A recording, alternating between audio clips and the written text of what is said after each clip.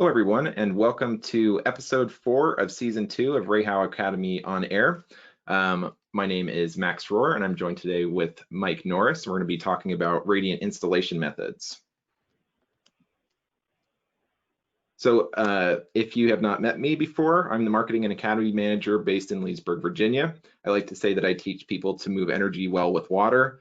Radiant heating and cooling is kind of the best way to move energy around a building, and we'll kind of talk about a few of the different ways that you can do that with different fastening methods and systems, so you can match the style of your installation to the project demands, because every project's a little bit different. It's really important because buildings account for more energy consumption in the US than as a piece of the pie transportation, and also as a separate piece industry. So all the cars and planes that you see in the course of a year, the buildings are actually the gas guzzlers in that scenario of those three things. We know how to do this really well with PEX pipe. We've been doing radiant for a really long time, and I'm happy to have Mike join me because he's been doing radiant for more than 20 years. He was a REHAU customer before he started working at REHAU, and has seen kind of the evolution, especially in the mid-Atlantic market where he lives, from polybutylene, which we can talk about a little bit more when we get into the type of PEX that we sell now. Great background with estimating, training, installation. He's one of our academy trainers when we do skill builders classes. And then, knows our mix of products really well, especially because he's installed a few of them in his own home, which is always kind of the best way to figure out how this works and what benefits fit your needs the best.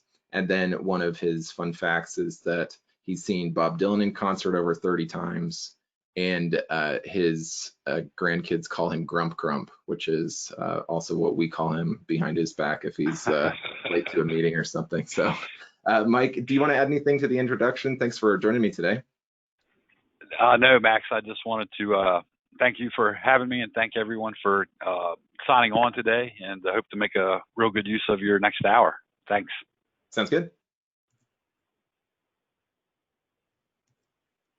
Okay, so here is what we're talking about today. We're going to go over the benefits of radiant in general, some of the core components that we use for a radiant system, talk about the different ways that we can put it into the building, and then kind of review all of those and figure out the best way to determine what the right installation method would be for your next project.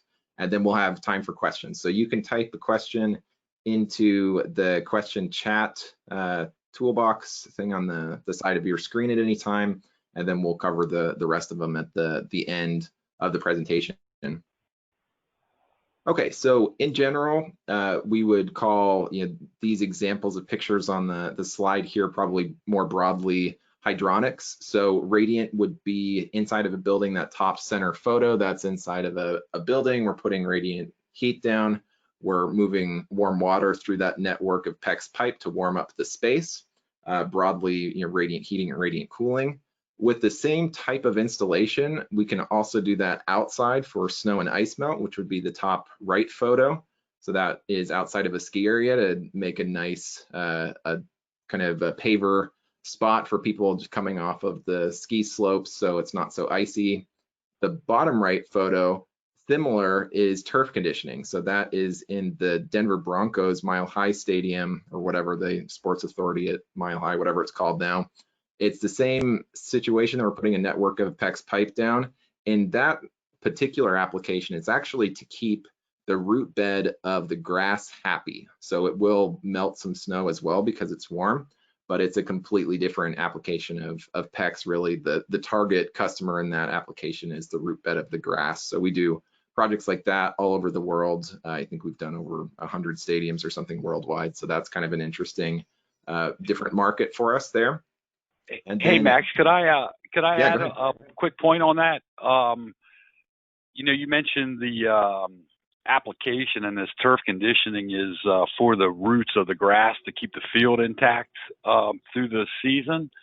But over the last year, I've actually had 2 applications for nominally turf conditioning systems where it was an artificial surface, and actually what they were looking to do was to keep the moisture that gets below between the artificial turf in the media bed from freezing, so it's not like being tackled or knocked to the ground on a hard concrete slab. So they're not so much concerned with preserving the roots because it's an artificial turf, or to melt snow or ice on the surface, but just to keep the media underneath the artificial surface relatively soft, so you're not being tackled on a sidewalk in essence. Yeah, that's a good point. So the kind of the warm surface area can solve a few different problems depending on what the customer is looking for with these different applications.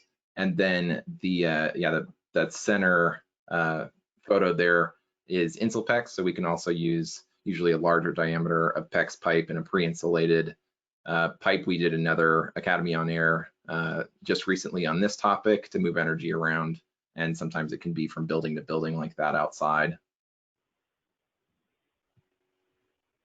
Okay, so starting with the benefits of Radiant.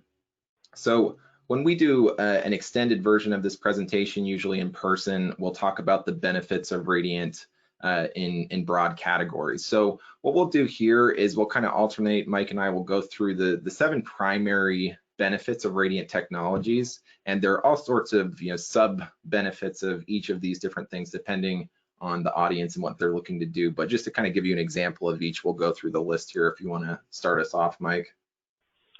Sure. Yeah, what we mean by adaptability, and not to get too deep with the subcategories Max mentioned, but in particular, adaptability, we mean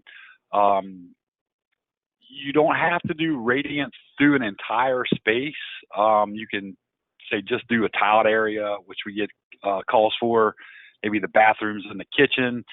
We see a lot of projects where they'll do Radiant in the basement, but then they'll go maybe to a different hydronic system for the above floors due to maybe budgetary constraints. So it's adaptable, and it doesn't have to be all Radiant. It can be all Radiant, and we can get up to 32 BTUs a square foot, normal design conditions. So it's very much a great way to provide heat to a space. But we also mean it's adaptable in terms of what the heat source is. So we'll get a lot of questions of what's the best heat source, and there's not necessarily a right answer for that, like would be true in a lot of Radiant questions. But there's a lot of options. So be it a geothermal heat pump, maybe best for one project, maybe a condensing boiler is best for another project. But it's adaptable in terms of what can be the heat source, as well as if it's for part or the entire structure. Yeah, that's a good point, that we're really flexible. Whatever machine you want to use to generate, maybe up to 140 degree maximum supply temperature. It could be an electric boiler, ground source heat pump, cast iron boiler with some sort of mixing. That's kind of what we're looking for there. So we're adaptable to those different pieces. So the next one that is big for usually the architects involved with projects would be architectural freedom. So an example of that would be like a big commercial building with a nice glass atrium that is a focal point of the building, and you really want to clean that space up as much as you can from any sort of HVAC equipment dangling from the ceiling or anything like that. So we do a lot of atriums just from the looks standpoint. There's also some comfort benefits and things like that Mike will talk about next, but really keeping the vertical space clean. We've done some libraries where you want to see straight through a big glass building. There's a nice view or something like that. You don't have a bunch of ductwork dangling in the way, things like that. So those are ways that we can declutter a space. And even going back to Frank Lloyd Wright in the Fallingwater House in Pennsylvania, that was one of his major things, is he wanted to have these really cool, even in a residential setting, spaces that you could see outside. You could see to the forest or down to the stream and things like that without having a bunch of bulky ductwork in the way. Yeah, and I'll just build on that before I tackle the comfort one, Max. A house that my wife and I lived in for a number of years before we built the house, where I have a lot of radiant and geothermal in now. We had a relatively small kitchen that had a pretty decent sized radiator in there, and I was able to get into the floor below my kitchen. And my wife looked at me one day and said, "Hey, you're the radiant guy. Why don't you get that radiator out of here and put radiant floor heat in this kitchen?" So I was able to basically free up a 4-foot wall for her to move a piece of furniture into. So it did create some architectural freedom in terms of making that kitchen a little bit bigger by removing the radiator and without sacrificing comfort. So to dovetail into the thermal comfort topic, and as everyone knows, it's a subjective term, right? In any given room, if there's more than one person, somebody's just right, somebody's too warm, somebody's too cold. But with radiant, we really frame the discussion by talking about things that make people uncomfortable. Maybe it's inconsistent temperature from minute to minute or room to room. Maybe it's even from one side of the room to the other. And I think we've all been someplace where a heat pump, not to pick on heat pumps unnecessarily, but all of a sudden that rush of air comes over top of us, maybe not as warm as we'd like it to be. But all of these things, even dust and allergens being blown around, we can really address with radiant floor heat. The best design and best installations of radiant floor heat lead to the ultimate complement of you don't even notice that it's there. You're just comfortable. It dovetails into the efficiency topic a bit. But what we're really looking to do is not create that warm envelope of air to fill up the cubic volume of a space. Instead, we use that big floor as a low temp radiator. And we're really warming the objects in the room. Everything that's on the floor is absorbing that energy, including us. But by the sheer fact that our body heat is not leaving our body to warm objects in the room like they would otherwise, allows us to have a lower average air temperature without sacrificing comfort. So comfort and efficiency really do tie in well with each other. But the ultimate complement with radiant, anyone that's ever experienced it in any time frame always says it's the most comfortable space they've ever been in, be it for heating or cooling.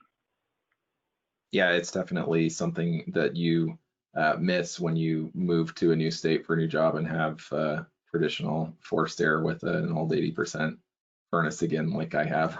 So you definitely miss it when it's gone. And for me, the noise is a big part of it. You know, we're talking more about thermal comfort here, but I just hear the equipment cycle and feel all the things that you mentioned, but it's also just the noise of the air moving around in a space. So kind of along those, go ahead, Mike. I was just going to add an anecdotal story. When my daughter was little, we were on a vacation. It was kind of cool out, and all of a sudden you could hear the heat pump kick on, and then this cold air kind of blew across us, and she looked at me and said, hey Dad, what's that? And I told her it was the heating system, and she gave me that look like, okay, this is my dad trying to be funny again, because this is clearly not warming me up, kind of thing. But in essence, that was exactly what was happening. Yeah. So kind of along those lines too, the control piece. So what's nice about radiant, if you haven't lived in a house with radiant, is we can zone this more specifically to different rooms as well. So in an example, in a house, maybe you have at night, your master bedroom is a little bit cooler, but your master bathroom with the tile floors is a little bit warmer, and nobody's in the guest room, so you turn that down as well. So you can kind of pick individual temperature controls within reason. You can't make them 50 degrees different or anything like that, but you can set the temperature to the person who's in that space instead of everybody fighting over one thermostat that's on the main floor of a 3-story house or something like that, where there's a little bit more potential for conflict there. Yeah. Well, again, all these topics tie in a bit, and the ability to control it, as Max said, to set temperature maybe from an unoccupied spare rooms, changing temperature from one area to another for a number of reasons would be part of the reason that we do see the increased efficiency with radiant floor heat, along with the comfort. So I mentioned that not necessarily having that warm cocoon of air, and we will talk about and always talk about the specific heat of water being 1, kind of the benchmark, and air being 0.018. And I think Max had told me that water transfers energy 35% better than air does. We use an illustration a lot of, 1 3/4 inch pipe transfers the same amount of heat energy as a 12 by 8 duct, for instance. So the efficiency in a large part is driven by a lower indoor set point, typically 68 degrees versus 72.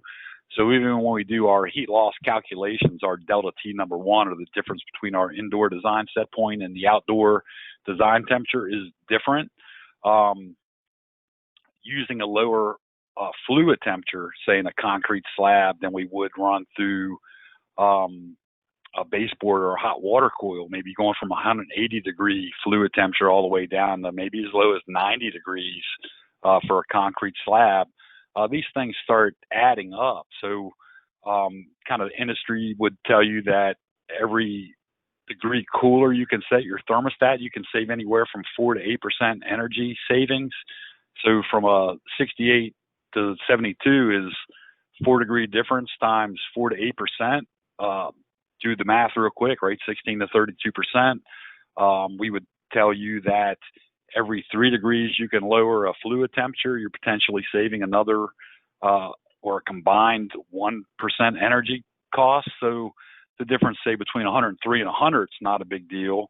But from 180 degrees for maxing out your baseboard output to 100 degrees for a concrete slab, that 80 degree difference starts to take a toll. And I think everyone on the line will appreciate that when we're using a condensing boiler, the more it condenses, the lower that fluid temperature is, the more efficient that combustion is. Combining that with the ability to control these systems without sacrificing comfort, is we're really start talking about 25-30% savings or more when it comes to energy consumption. As Max pointed out to begin with, 40% of the energy being used in the United States is to condition spaces for heating and cooling. I remember doing a training years ago, and a guy got really agitated with me when I told him that a large part of the energy savings with radiant, it was just due to the fact that we could set the thermostat at 68 rather than 72. And he ultimately asked me, then why couldn't he just go home, turn his thermostat down 4 degrees and save energy? And I said, well, clearly you can. Why don't you? And he goes, well, I'll be too cold. And I'm like, well, that's exactly the point of radiant. It's where comfort and efficiency tie in and really make radiant such a premier choice for heating when it's the primary consideration of a space. And as you kind of mentioned with the boilers, the modulating condensing boiler is happiest when it's at a low temperature. That kind of comes into the 6th bullet point here as far as longevity goes. So if you had a modulating condensing boiler and it was set point 180 degrees for a big cast iron radiator or something like that, in the shoulder seasons, that's a lot of on-off cycles for that equipment.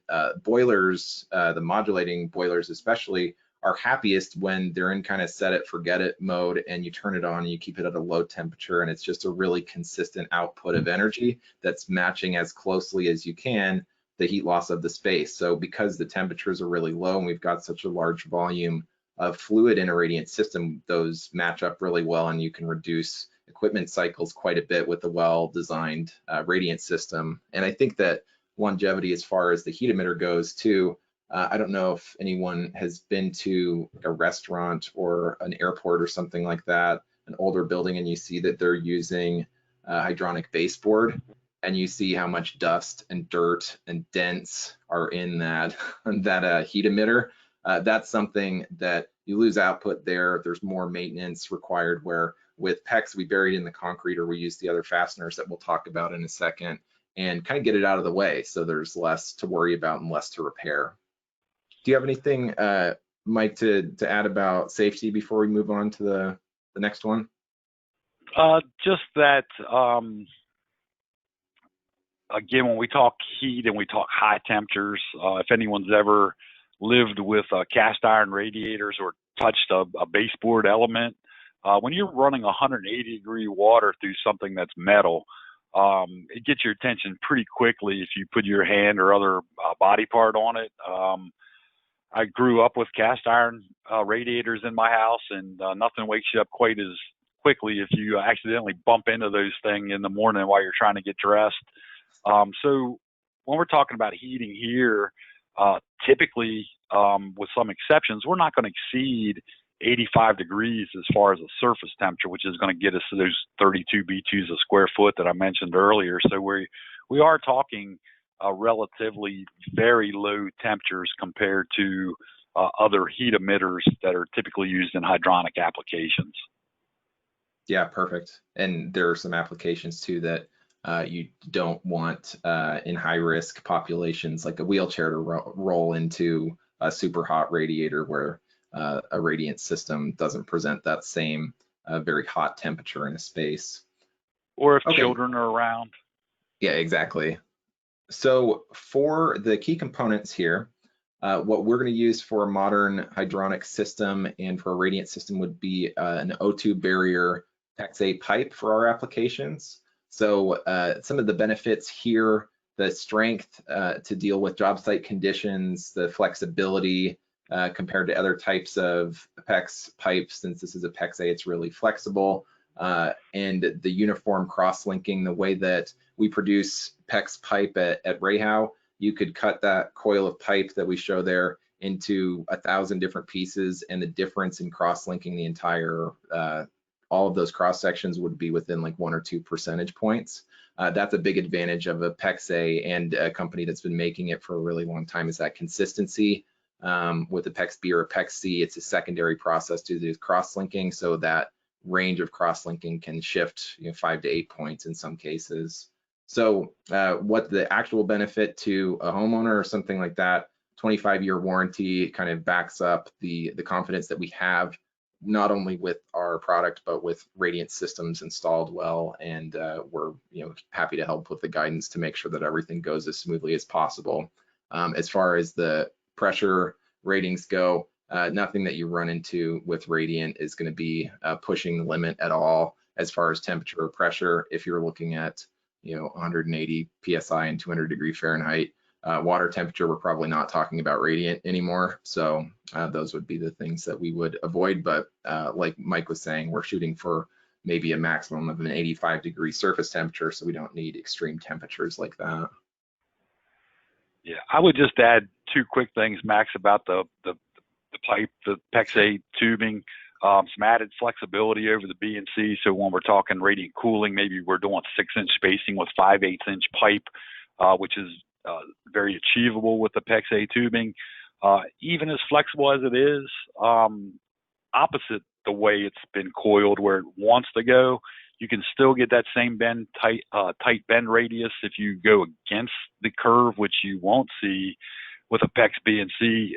And the ultimate fail-safe twofold is, one, if I do kink it, I can take a heat gun up to 265 degrees and repair a kink with PEXa as an approved repair method. And we also have the ability, unique to PEXa, to cold expand and use the EVERLOC Plus fitting systems that we'll show you here in a little bit as well. So there's some definite advantages to PEXa over other material that's available. Great, thanks. So for the radiant systems, the way that we're going to split the supply and return header into all the different smaller circuits for our heat emitter would be with the ProBalance manifold. So some of the advantages here in the box ready to put together, we've got the isolation valves, air vent, boiler drain valves to help with the purging, and then visual flow gauges that it can actually be mounted any direction. So you can flip that upside down if you want to and take the supply and return up as well. That's still, it's a mechanical function, not a gravity thing. And then that's where you're going to balance the manifold in case you have one circuit that's a little bit shorter than the others, or however you set that up. And that's all on a deliverable that we give you when we do a design, so you know exactly where to set those and in the mounting bracket and things like that to make it easy, so you don't have to fab that out on the job site. Available 1 to 12 outlets, and you can put a T and split left and right in some cases too. If I could, Max, I'd just add that the 1-inch manifold that Max showed can handle up to 20 gallons a minute, and each of those drops or stations for each individual loop or circuit can handle up to 2 gallons per minute. Max mentioned the deliverable. So not only would it tell you what the loop length is, it'll calculate what the flow rate needs to be to put the BTUs back into the space. I mentioned this, I'll never forget being on a sales call a few years ago, and I was asked, what should the flow rate be if we were using half-inch pipe? And I said it depends on the heat loss of the space and the room. And he asked why that mattered, that when he used half-inch pipe, he set everything to 0.5 gallons per minute. So again, keep in mind with a basic hydronic formula of 20-degree delta T and 100% water as the fluid, 1 gallon a minute equals 10,000 BTUs. So in essence, every loop that he did that was half-inch was trying to deliver 5,000 BTUs to that area, regardless if it needed 1,000 BTUs or 10,000 BTUs. So just understanding why we want to set these flow rates is to make sure we're accurately putting the space or the heat back into the space as needed. And especially if you are walking around barefoot on a tile floor and a manifold is balanced really poorly or wasn't balanced, you may physically, with your feet feel warm spots and cold spots on a floor, and we definitely don't want that, because that's kind of the reason, one of the reasons you would go with radiant is to have that really nice, consistent heat across the whole surface, and we can just dial that in with the manifolds there. Okay, as far as fittings go, so we've got two different things that we'll talk about here. For EVERLOC Plus is a REHAU system developed in-house based on a system that was really popular with radiant installers for a long time, that's now known as the F1960, formerly the EVERLOC system. So same DNA, a polymer system, and we won't go into a ton of detail with the fittings here, because generally in a radiant system, you may not even have that many fittings if it's just the connections to the manifold and out to the space and back, where in a plumbing application or something like that, you're gonna be doing way more connections. But in a third-party study that we talked about in the plumbing webinar, we go through how we found that 65% faster to use EVERLOC Plus than copper solder, up to 2-inch in a third-party study that was done. So if that's something that's of interest, check out the plumbing webinar that we did a couple weeks ago. And then for some installers that already have 1960 tools, but would like to still be in the same REHAU umbrella as far as the 25-year limited warranty go, we do also offer F1960 fittings as well. So another cold expansion system that you can use to put the radiant parts and pieces together and still covered with the same warranty, so we can keep that kind of all in-house. But two great systems. EVERLOC Plus was one that just kind of was born at REHAU and we're really proud of and have developed over a bunch of years. Well, Max, if I could just add that we talk about them and just refer to them as plumbing fittings, and clearly there's more fittings in a plumbing application than a radiant, but these fittings can be used for heating applications. Max mentioned before that the PEXa tubing, we can run up to 180 degrees. So we have a lot of guys that'll use our O2 barrier pipe in 3/4 and 1 inch to feed manifolds, to feed baseboard, to feed hot water coils. And EVERLOC Plus can be used to repair damaged pipe in a concrete slab as well. We do warranty to be buried in a concrete slab with no access required. So there are applications in hydronics for the fittings and other size tubing, which we sell up to 2-inch for hydronic piping using the EVERLOC Plus fittings. Yeah, let's just say in the photo that we've got here, if one of the concrete guys, as they're working there, puts a hole in that pipe, you could put one of those fittings in, and we never want to put a fitting into a slab, but we would be okay having that buried and not having to put it in access or something crazy that would make a very long day for those people on the job site there. So more of a band-aid in most radiant cases, but it is we believe in it enough that we would allow it to kind of exist in concrete like that. Yeah. So the rest of the presentation here, we're going to go into a little bit more detail in two general types of radiant installations. So the first one that we're going to talk about is what we would call a wet method. So that's going to be some sort of concrete pour over the PEX pipe. So you're going to embed the pipe in the slab, usually with some sort of rebar, wire mesh, depending on the job site, depending on kind of the civil engineering requirements of the slab. But there are a few different ways to do that. So Mike, do you want to kind of give me a little bit more detail on some of the wet methods that you've seen over the years? Sure. When we refer to wet, by far the most common is that structural concrete slab. And quick side note, we would not determine how thick a slab should be for the application. We would leave that to the structural engineers of the world, but that question comes up a lot. We'd maybe be more concerned with how thick the slab is to properly calculate the fluid temperature required. But anything from a 4-inch slab to a 16-inch slab are all very doable. When we get into some of those thicker slabs, that will start to dictate some of the fasteners that we'll talk more about. And maybe what else is in that slab may dictate where exactly we would put the tubing. So I've seen cases where there's ductwork or computer cabling that's going to be in the slab that we'd want to work around. And we may make some recommendations there, but at the end of the day, we're ultimately going to tell you we want at least 2 inches of concrete over top of the pipe. It's kind of a hard, fast rule. Deeper, say in a 4-inch slab, especially as it pertains to fasteners, may be better to go at the bottom of a slab as we dive into these things.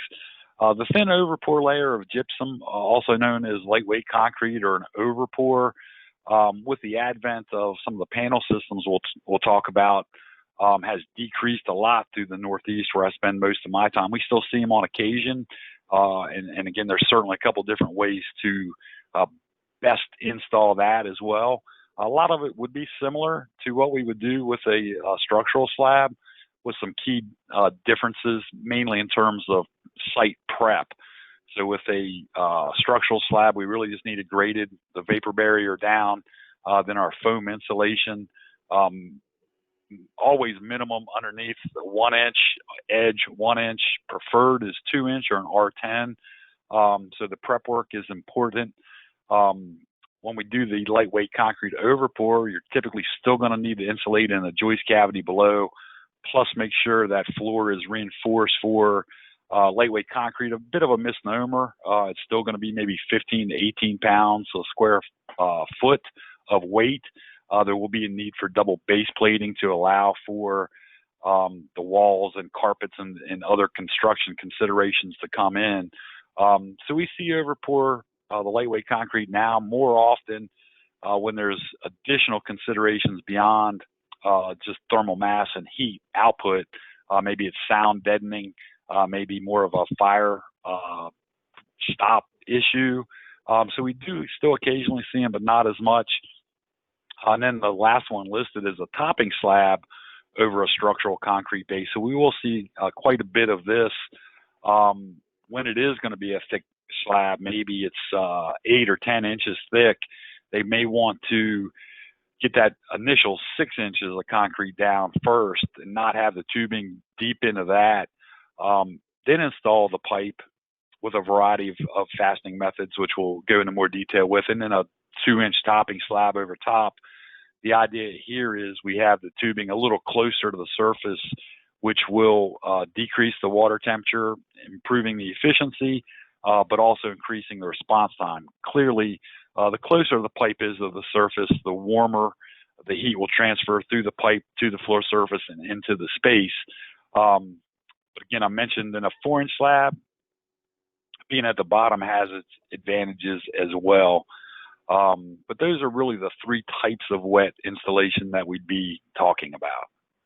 Yeah, I think that's a good kind of overview of the different applications there. And then for the insulation part of it too, that's going to be pretty regional for the Canadians that may be on the call. You guys have a little bit more strict guidelines. I think Ontario is R10 and things like that. So check with your local authority having jurisdiction for insulation values there.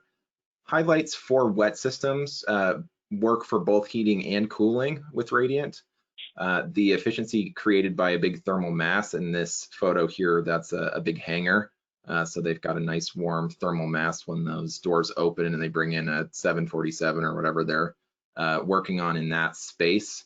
And then it's also well protected from damage. So in this same example, if you had a bunch of hanging overhead hydronic fan coils or something like that down over a space in a hangar, you might bump the wing of a plane into that and have a very expensive day. So kind of out of harm's way, much better than some of the other ways to heat a space. And then the fastening methods we'll kind of talk about in the next couple slides here. So what we would say broadly is a traditional way to fasten pipe to the ground, whether it's a slab or on top of foam or on top of mesh. So staples are probably the fastest way to go there of the traditional options. These have gone leaps and bounds from when I was an installer years ago when I was a teenager, and we would try and use these staple guns in the middle of the Missouri summer, and the whole thing would like warp and get hot and they wouldn't work. Initially, they were kind of like a shotgun mechanism and they were a complete drag. These staple guns are much better, much easier to work with, much lighter. So that's a pretty fast way and flexible way to put radiant on top of foam. Zip ties, for those of you with knees that are up for the job, that's been a tried and true way to put radiant down. They hold really well. It's a little bit more work down on your hands and knees to get those attached, and then also clip the tabs so they're not poking up through the top of the concrete there. Wire wrap tools are something that people will use to put wire or rebar mesh together in a slab. You can go around the PEX pipe with those in some cases as well. Generally, that's a rebar thing that you can get the gun down and around it more so than the like middle photo on the bottom there. You'd have a tough time getting a wire wrap tool around that. And then the other one that we don't see as much of, it's kind of case specific, would be fixing rail. So that's on the bottom right, and it has the little clips that the pipe locks into, but you have to fasten that down to the floor. Do you have some other examples, Mike, of when kind of creative uses of these different systems? Yeah, I would basically say when you can, as an installer, using the RAUPEX stapler. If you're not using, and another fastening method that we'd be remiss not to mention is some of the Creatherm Crete Heat style products, which are insulation, vapor barrier, fastening mechanism all in one, and they certainly have their place. But if your budget is going to drive you back towards just having regular EPS, extruded polystyrene foam insulation, again, going to the bottom of that 4-inch slab and being able to walk upright and just hit the handle of that RAUPEX or stapler every step, so you're fastening about every 3 feet, beats the heck out of being down on your hands and knees using those nylon pipe ties, which material-wise, the nylon pipe ties are a lot less money, but it's a lot more labor intensive. So there's a trade-off there, and I'd urge everyone to really bear that in mind. So you see the price of the stapler itself and the price of the staples, certainly more money, but it's going to be a faster, easier installation. And we all know labor costs are going to outweigh material costs in a lot of radiant floor heat jobs. Now, some of the structural slabs that are a little thicker, once you get beyond 5 inches, you probably don't want to be at the bottom of a slab, and you may have to really tie to the wire mesh or the rebar on some of these structural ones. And here your choice is really the zip tie or the wire wrap tools. The tools are available from a variety of sources and are always worth considering to speed the job along. Sadly, in my view, that zip ties are still the most common way. And again, they work. You just want to make sure you get one that does have the tensile strength, 100 PSI tensile strength to be able to make sure you're securely fastened to the wire mesh or the rebar. One of the final steps before the pour is we're going to pressurize this tubing up to 100 PSI. You want to make sure you're tightly fastened while you're pressurized, so it doesn't float up. The last thing in the world you want as that concrete's being poured, which also carries some risks. You want to make sure you're securely fastened. But the fixing rail, I see more, the picture on the bottom right is going to show you maybe an existing slab, a topping slab's coming over, which is one of the cases where I see the fixing rail, as well as in some snowmelt jobs. We'll also see some cases where guys will try to nylon pipe tie the fixing rail to the rebar or wire mesh and then snap the pipe in. So again, one of the flexible features Max mentioned earlier is, again, there's not necessarily a right way to do this, but there is better ways for different applications. So we always want to make sure you appreciate the wide range of options that are available for you and make the best choice for your particular project.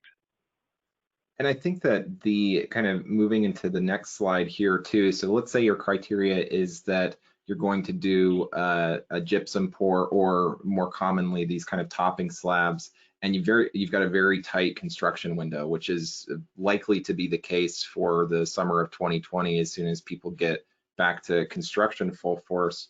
So as Mike mentioned, depending on what your higher cost is, either the materials for zip ties or your labor hour, I would say that labor hour is hopefully the higher number in most cases. This can be a great way to go with RAUPEX Speed. So what you do here is there's a sticky adhesive on the other side of this mat. It's a hook and loop top, and then the pipe sticks to it. So you just kind of walk it into place, or you can pull it like a chalk line and drop it down onto this system.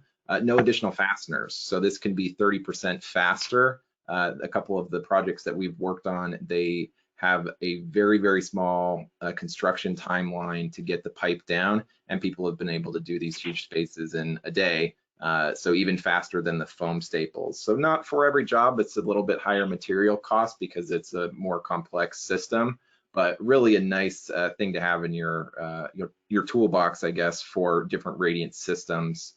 So kind of a fun way to put radiant down really quickly. Yeah, and I would just add, Max, when you're looking at an existing slab and we're prepared to deal with some downward loss and not put some insulation down, this makes a lot of sense.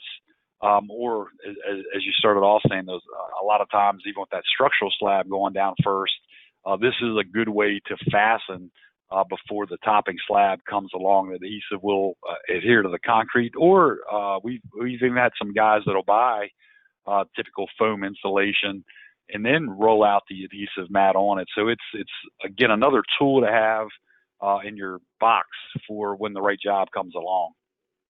Yeah, perfect. So the next system, so RAU mat, when we talk about this, we're probably 99% of the time talking about a very big rectangle generally. So if you're looking at like a 50,000 square foot plus warehouse, or we've done this for turf conditioning in some cases of the entire football field or something like that, that can be a good way to go with these RAU mat systems. So you can see what is shipped from REHAU in the top there. There are these big coils, and you basically just kind of roll these out into place. So it's going to be a single long rectangle, and we can configure these a bunch of different ways. So it's the installation and all the fastening is kind of done for you already, and you just kick it out across a really long space and can really move fast in that case, because basically you've shifted the labor completely off-site and you're just kind of hooking up the headers. So that can be a nice way to go. Not something that you'd put into a residence or some oval shaped building or something that's going to be a little trickier, but a big rectangle is going to be a nice way to knock that project out fast, would be with the RAU mat system. Yeah, and I would just point out, you can kind of see in the picture on the bottom there that it was affixed to the fixing rail, or the rail fix, about every 2 to 3 feet, which is common. And I would just stress that this is going to be customized, so there's nothing off the shelf. It'd be designed specifically for your project.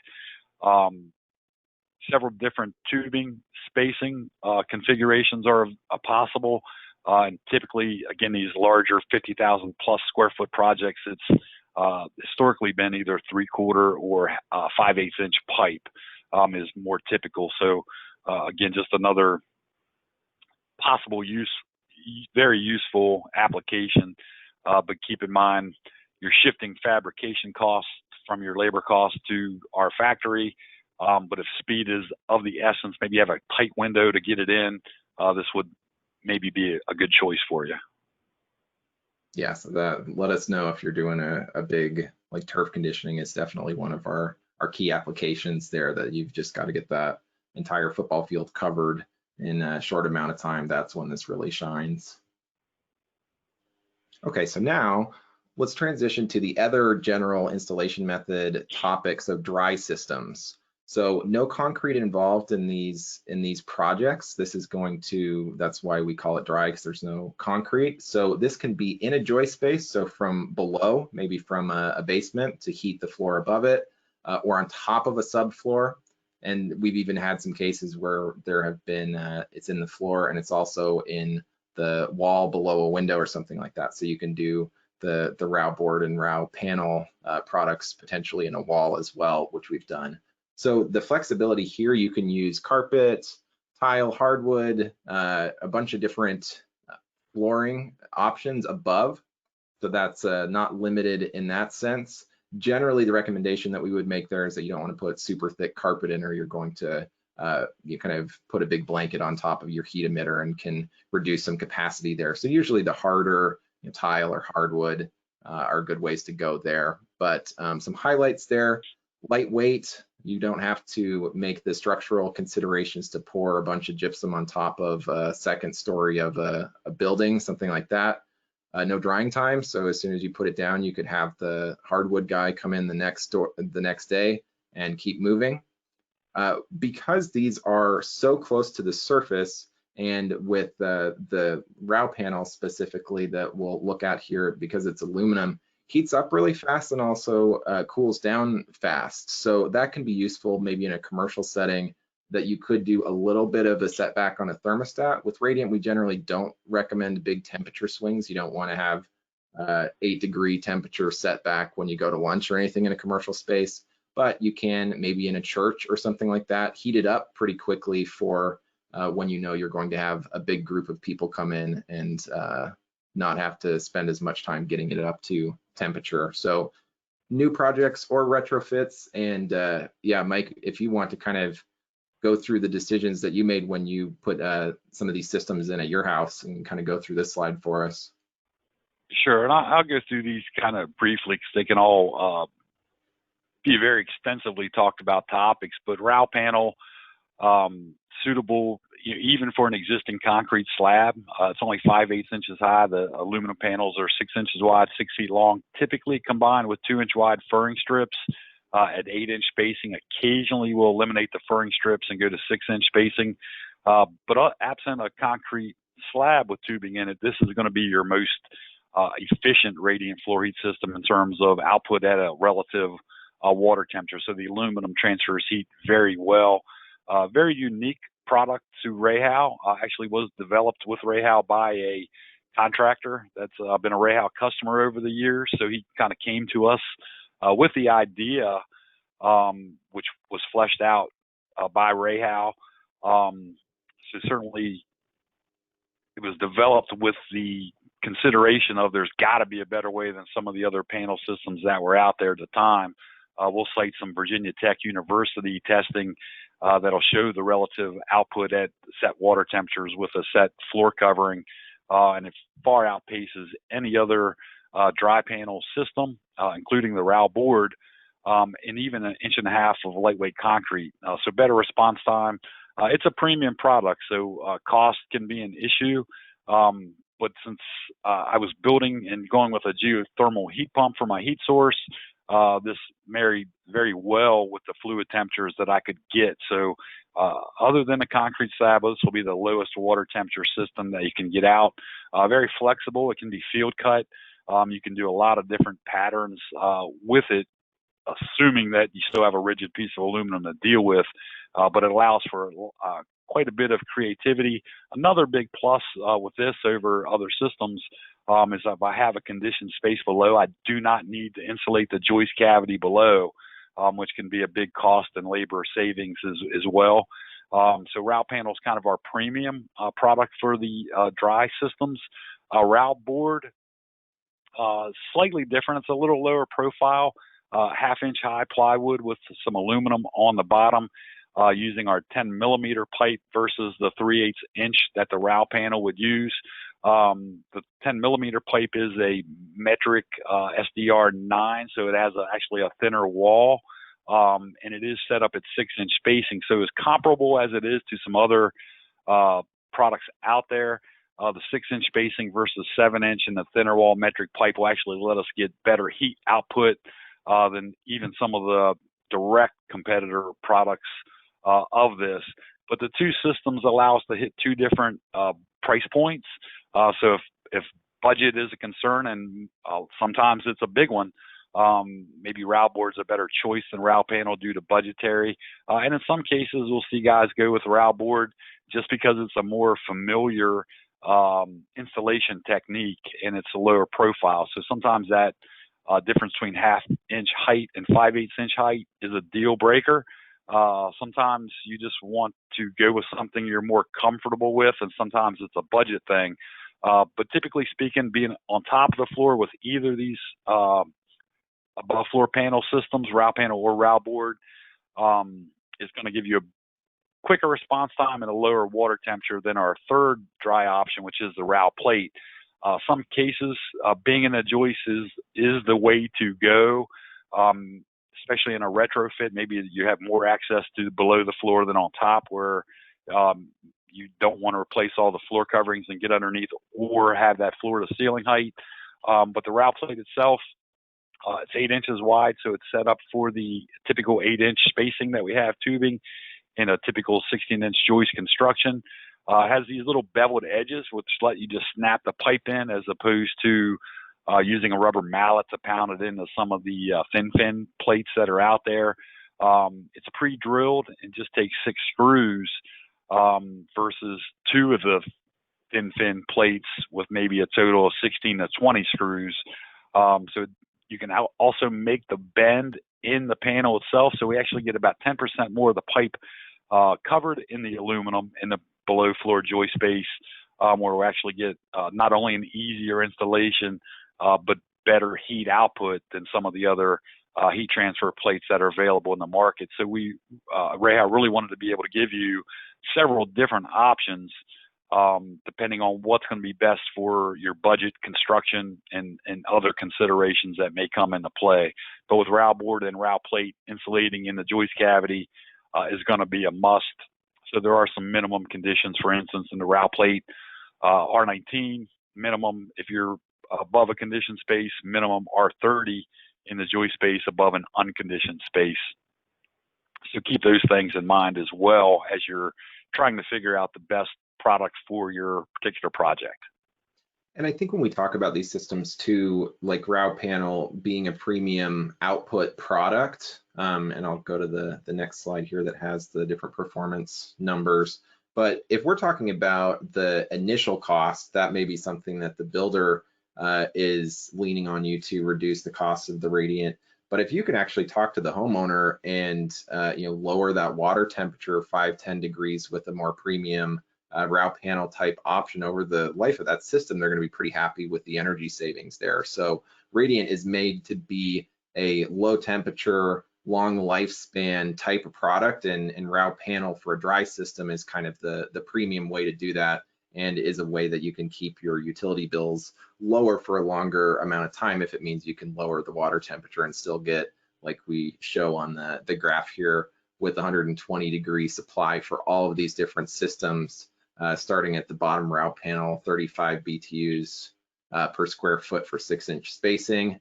If you put the furring strip in between, you go down to 30, RAU board 20, RAU plate with 8-inch spacing down to about 17, something like that. And then if you're doing like a thin single plate, heat transfer plate at 8-inch spacing, down to 15.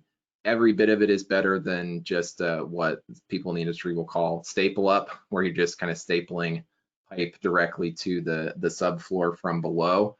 But it kind of gives you an idea of the performance numbers that you can hit with our LoopCAD software, we can model all this for you too. So if you work with us and we go through a set of plans and figure out what we need in each of those spaces, we may say, okay, this is going to be a great fit for a RAU panel because you've got a bunch of glass in this room, really high heat loss. Or we might say, you know what, you could go with any of these 3 systems here because it's well insulated, it's a new building, which would you prefer, and kind of approach it that way. So a bunch of different options that kind of shows you how the dry systems stack up a little bit. And then what I'm going to do is launch a poll for everybody. And then Mike, if you want to keep talking about this slide while people are putting in their answers there. Yeah, I would just make 2 quick points. Don't look at that graph and take away that, hey, RAU panel with 6-inch spacing gives you 35 BTUs a square foot. Note the snapshot is with 120-degree fluid temperature and a 1/2-inch thick plywood covering. One of our old install guides actually showed that RAU panel could get you up to 98 BTUs a square foot if we ran a 180-degree water through it. You can imagine the drawback was the 120-degree surface temperature that we'd be dealing with. So this is just at that set water temperature. So the takeaway is it's the best choice for the job itself, whether it's high heat loss or I can only work in the joist space, or I could do either, which is better. Typically speaking, the above floor panel systems, RAU board or RAU panel, are easier to work with on the floor rather than being in a joist space above your head. The joist space applications are typically much more labor intensive. So while RAU panel may be more money than the RAU plate, the labor cost may offset the material cost. In the end, you may find out the finished job is the same. It's just a shift between labor and material. So keep both those points in mind, that one of these may be best for the job that you do this week, and another one may be best for the job you do next week or next month. But there's a lot of different options. It goes back to that adaptability thing that we started off talking about. We can consult to really help understand the pros and cons on any given project. So please feel free to reach out to any of us at REHAU. Our very well trained and knowledgeable manufacturers, reps, and distributors. Quite a number of the distributors, and in fact, a few I believe are on the call today, are also very well versed in not only REHAU products, but other hydronic components and radiant applications in particular. But we're all here to help make the best choice and give the best system, both in design and installation, when the opportunities present themselves. Yeah, that's perfect. Well said, Mike. That we hope that this gives you a little bit more flexibility in how you approach projects. But really, lots of people make PEX pipe. We feel like we make a premium version of the pipe, but really the support piece of what we offer is kind of key for us and for our customers to help them figure out the most efficient way to tackle a project, because there's so many different variables that we've talked about for what's going to make the end user happy, and that's everybody's goal there. So it does not look like GoToWebinar let me launch my poll, so we're going to have to move past that. But one of the things that we wanted to end with here, it's a little bit of a recap, so I'm not going to go through all of the different boxes here.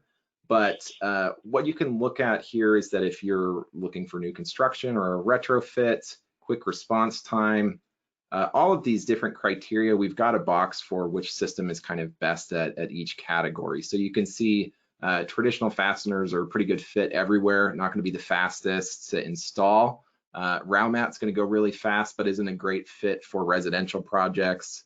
You can see how RAU panel is a really good fit for most different types of systems, as just kind of, I'll let everybody kind of look at the slide to look for their own criteria here, so we don't have to do the whole presentation again in the last 30 seconds here. But that kind of gives you a little bit better visual of how to make a quick selection here, and we're again happy to help. And we can even kind of run the numbers in LoopCAD with these different systems to say, could I use RAU board for this project? Here's the heat loss we're looking at and that type of thing. So that's how we wanted to kind of recap there.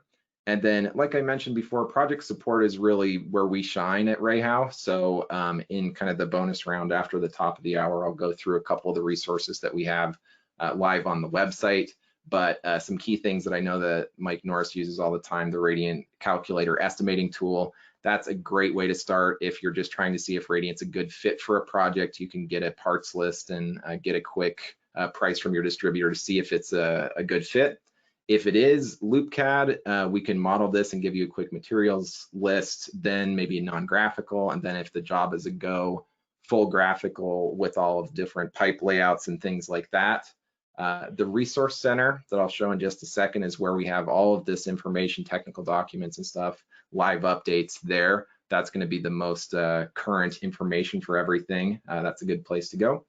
And yeah, if you have cool stories, good applications of these different products out in the field, we love to brag about our contractors and our customers. If they've solved a problem in a unique way, those are our favorite things to talk about in these webinars and things like that. So I am going to end this piece of the presentation here. I'll scan through some of the questions, and then I'll see if I can answer them with the website. But for the people who have to leave right at the top of the hour, thank you for attending.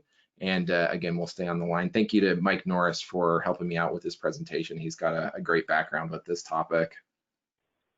Well, Max, thanks for inviting me to participate with you. It's my pleasure to try to help, and I hope we made good use of everyone's time today. Thank you.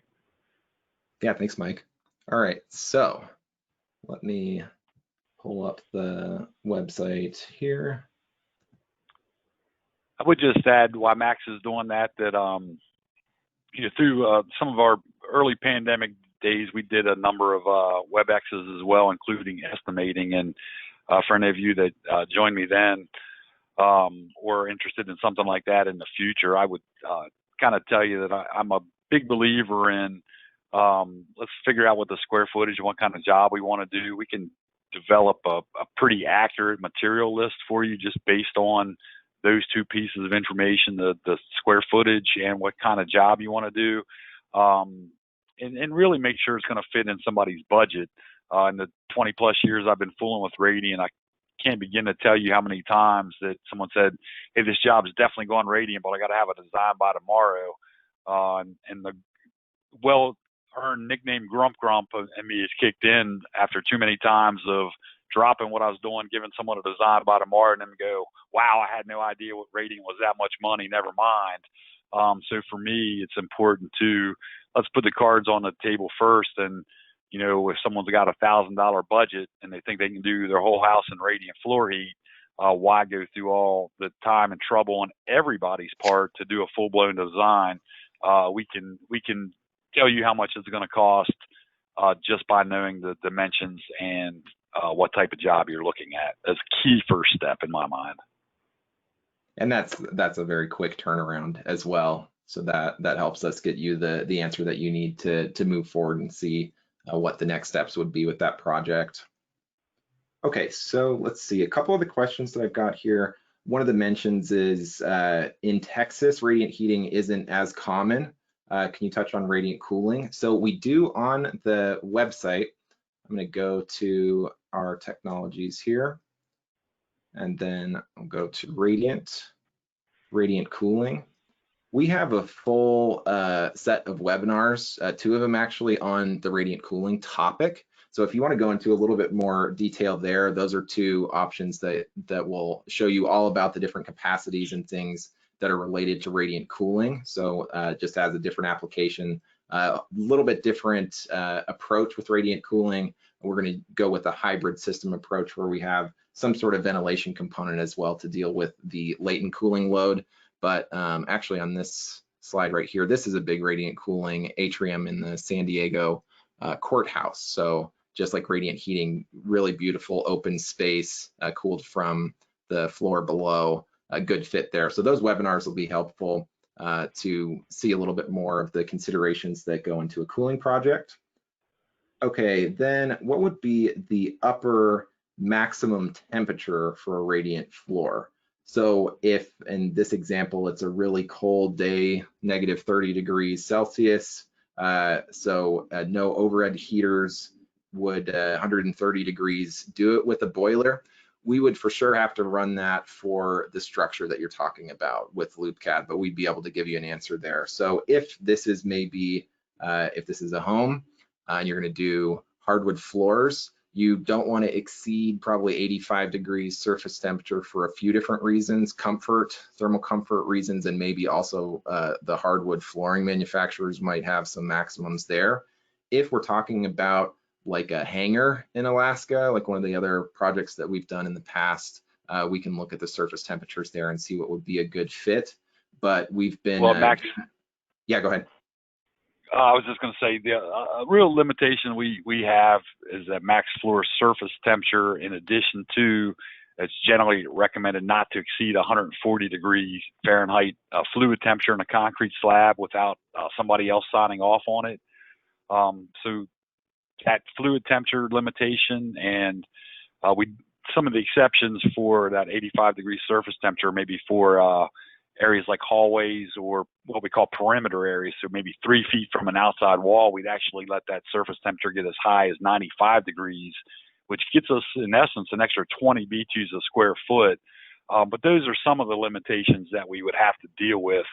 But we've seen cases where even when we're well past that, say, typical 30 BTU square foot output I mentioned, we can exceed it, combining those perimeter areas and the higher surface temperature.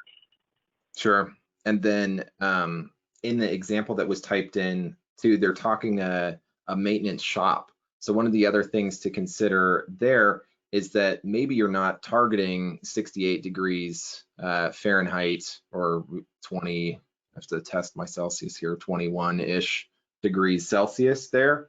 If the doors are going to be open all day and the people working there are wearing jackets, you may be able to shoot for a lower temperature anyway. And I'll say that especially in maintenance shop applications, those are very happy customers. People that are working as diesel mechanics and are down below trucks that are coming in covered in snow all day are very happy in those situations and have a tough time even going to another diesel shop and working on an ice cold slab with just a space heater above or something like that. The human comfort aspect of being below a truck in a maintenance shop on a warm floor really makes the winter go a little bit faster. I can't really quantify that for you, but having kind of lived it with radiant shops growing up to it, it's a really nice way to go. Can help dry the water off faster if you're in a place in Canada with negative 30 degree temperatures. That's going to be a nice little oasis of a warm floor for you. So, but specific to the question, we'd have to run those numbers and make sure that we would cover all your criteria in LoopCAD to give you the best answer. Well, Max, you raised a good point with the different set points, whether so residential 68 degrees. I just worked on a project recently that was 4 acres where they wanted radiant floor heat and about 60 BTUs a square foot, but they only wanted the set point to be 55 degrees Fahrenheit. So with that max 85 degree floor surface temperature, we were able to get to 60 BTUs a square foot to maintain 55 degrees with well below that max fluid temperature. I think we ended up coming in like 123 degrees Fahrenheit for a fluid temperature with just 12-inch spacing of 3/4 inch pipe. So depending on what in particular we're trying to do, there's a lot of possible outcomes. But as Max, as you said, we certainly welcome the opportunity to run numbers for applications like this once the budgetary discussion's been had. Perfect. So that takes me through the rest of the questions. The other things that I would point out as far as places to go on the website that would be helpful, kind of related to what we talked about today. If you click on project support tools from na.rehau.com, click on this engineers and designers tab, and see all different sorts of things that we can help out with in the research, design, and documentation steps of a project. But as Mike mentioned before too, a great first place to start to just get a budget number would be this quick estimation calculator to figure out, based on square footage, how many coils of pipe are we talking about, fasteners and all sorts of things like that, and then you can get a quick price from a distributor there. For all of the different resources, you can click on this Resource Center tab up here. and then you can select mechanical and plumbing, and then sort by whatever topic that you're looking for. So you can see BIM files, design and installation files, all sorts of things like that. Design request forms would be where you would start if we get to the phase that we're actually going to put a loop CAD design together. That one would be for snow melt as well. But that's where you can find all those documents, and they're live updated. So anything else you want to point out on the website, Mike, that I can take a quick look at? I would show all the different, the tab with the technologies. There's a lot of different options once you get there. So even research, design, document. So once you pick a particular category, you can really drill down, be it control instructions, installation guides, design guides. There's a wealth of information, what we call technical bulletins, that are available. So maybe it's a particular topic that someone's asking about, plenum ratings for pipe or chlorine resistance. All of our submittals are on there, but the technical bulletins are something I find to be very useful. They're very concise, to the point, and can address specific questions. So there's a lot of very useful information, and I would point out to anyone that's still here, if you've not been on the REHAU website in a while, Max and Ginger, who I believe is also on the line, really spearheaded revamping the website over the last few months, and it's improved tremendously. So anyone that always said that REHAU's website wasn't that good, I would encourage you to revisit it, explore it. And as Max pointed out, there's a number of reference projects on there, so there may be something similar to what you're working on that you can show a client, that, hey, he's not the guinea pig. This is done quite a bit. So Radiant, as long as it's been around, it's still new to a lot of people, but it's not new to us. There's still cases where it's a unique application or opportunity, but there's so many cases where it's already been done. As Max mentioned before, we love showing photos of work that you guys have done or projects that you're working on. People always want, salesmen especially like myself, always want these reference projects and testimonials. And if you guys want them, it's kind of all on us to help develop these. So again, please, if you're working on something that you think is pretty cool or interesting for whatever reason, met a need of a customer, please reach out to us. We love to put these on the website. We love to highlight various projects and different applications to help keep the ball rolling, so to speak. Perfect. And then, I would make a quick note on the cooling question too. I would just add, Max, your hybrid comment, that it's a rare case where we would tackle something like that residentially. Controls get to be a big deal with cooling. So for the most part, radiant cooling is going to be a commercial application with a few exceptions. And then it looks like we've got one additional question here, and this is one that I'll read for you, Mike, as well. So what are your comments on radiant heat done with polybutylene non-barrier tubing? And this is something that you have experience with as well, Mike. Do you want to kind of give a high-level polybutylene to PEX with an oxygen barrier and kind of the difference there? Yeah, polybutylene did not have an oxygen barrier, as I recall, but it was viewed at the time. It kind of led to the resurgence of radiant floor heat. So if you go back to the Frank Lloyd Wright era that Max had mentioned, there it was all done with metal pipes, and it really went through a heyday, but the concrete and metal wasn't a good match. So ultimately those systems started to fail. But when polybutylene got rolled out, folks looked at it as, hey, this can survive in concrete. It can handle the higher water temperatures. Let's use it. So it was being used for radiant and some snow melt applications, but was still more of a plumbing pipe. When it got pulled off the market, it wasn't so much due to the lack of an O2 barrier, although I'm sure that reared its head in some cases, and maybe to this day still could. But the lack of the O2 barrier would create a corrosion in cast iron boilers and cast iron circulator pumps. So while that may have been a part of it, the large reason polybutylene got pulled off the market did have to do with chlorine in the potable water, and a lot of it with the plastic fittings. They were compression nut fittings made from a product called acetal, and it just caused the chlorine led to a lot of breakdowns in the acetal fittings. There was some issues with the pipe itself with the chlorine as well, but by and large, between the crimp fittings, which are still used today for PEX, but they bore some responsibility for polybutylene getting pulled off the market, especially in hydronic heating applications. To this day, we would tell you a crimp fitting is an acceptable fitting for plumbing applications, but we do not recommend it in hydronic piping.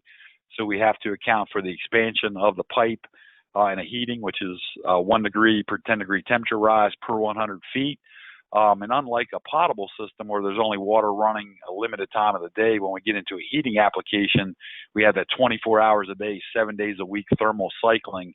So the crimp fittings could not take that with time. They just became loose, combined with some failures in the pipe, combined with the acetal fitting failures, led to a huge class action lawsuit and polybutylene getting pulled off the U.S. market.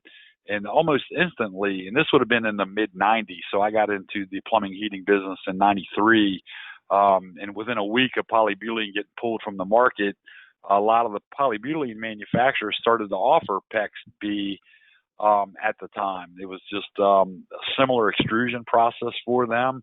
They added the second step to do the cross-linking, and at the same time, some of the more well-established European PEX companies like REHAU came into the market. So in a very short time frame, the leap was met, polybutylene to cross-link polyethylene or PEX tubing. And initially, there's a lot of reluctance for plumbers in particular to embrace PEX on the heels of the polybutylene fallout.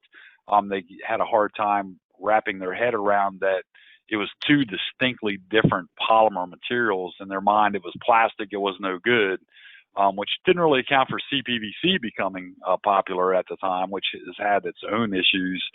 But Plastic Pipe Institute, a few years in, maybe late 90s, early 2000 timeframe, printed a document explaining the difference between cross-linked polyethylene or PEX and polybutylene to help further clarify the situation.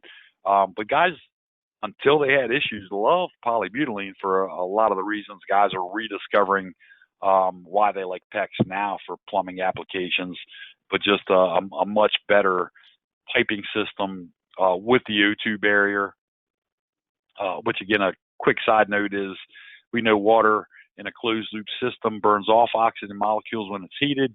Water wants to be H2O and literally suck little tiny oxygen molecules out of the air in the room through the concrete slab and through the walls of a pipe. And if any of you guys have seen a closed loop hydronic system that had a leak and that fill valve keeps bringing in fresh oxygen-rich water, it'll have the same effect. That oxygen in that closed loop system, as it keeps coming in with the water, will start to corrode your cast iron boiler sections and your circulator pumps. So for REHAU, the O2 barrier is just a thin film called EVO.